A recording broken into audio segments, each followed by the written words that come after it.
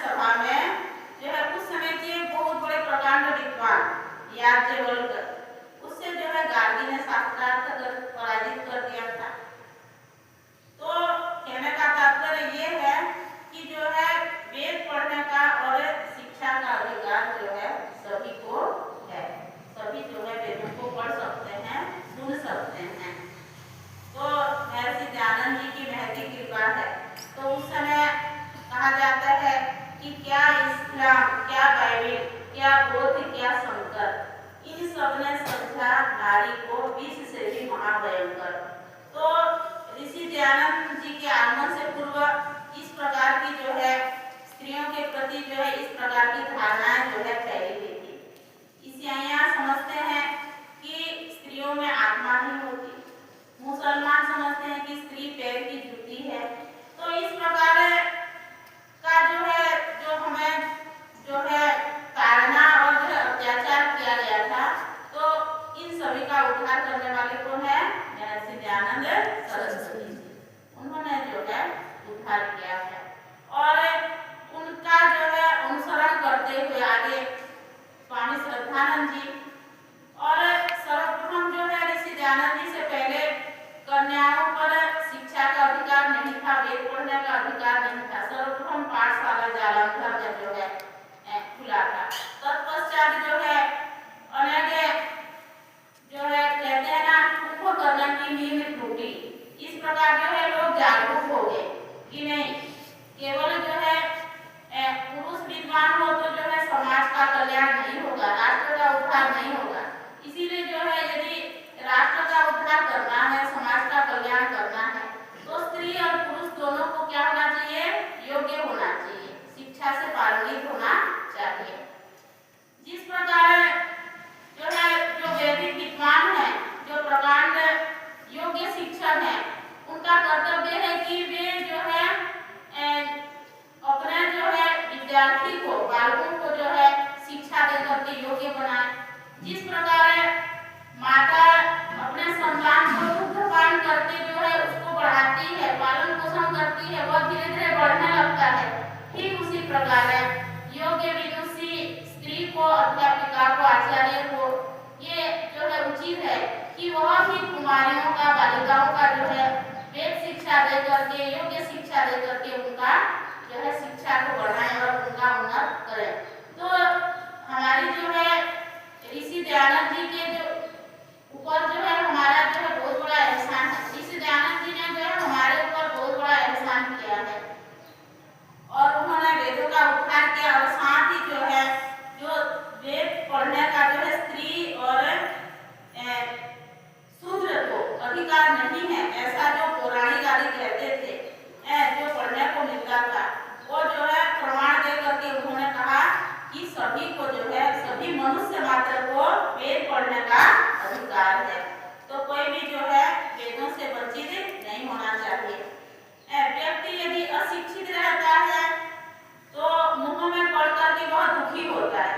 कोई भी व्यक्ति किसी चीज को यदि अज्ञानता बस है, यदि उसमें उसको पाना चाहता है तो वह नहीं पा सकता है, तो वह दुखी हो जाता है। यदि वह समझ जाए, यदि वह शिक्षित हो जाए कि यह शरीर क्या है, नाशवान है, कोई भी वस्तु क्या है, क्षणिक है, वह हमेशा रहने वाला नहीं है, जब उसे यह ज्ञान प्राप्त हो जाए तो वह सुखी हो जाता है। तो तात्पर्य यह है कि ऋषि दयानंद जी की बड़ी कृपा है कि उन्होंने हमें वेद पढ़ने का और शिक्षा का अधिकार दिया। उन्होंने वेद पढ़ने का जो है हमें क्या क्या अधिकार दिया। नहीं तो जो है उस काल में जो है नारियों को पर्दों में रखा जाता था। सुनना तो दूर रहा, पर्दे प्रथा का भी प्रचलन था। तो जो है वेद पढ़ने का सभी को अधिकार है, ये हम सबको जो है मानना और जानना चाहिए। ये नियम बनाने वाला कौन है? समाज है।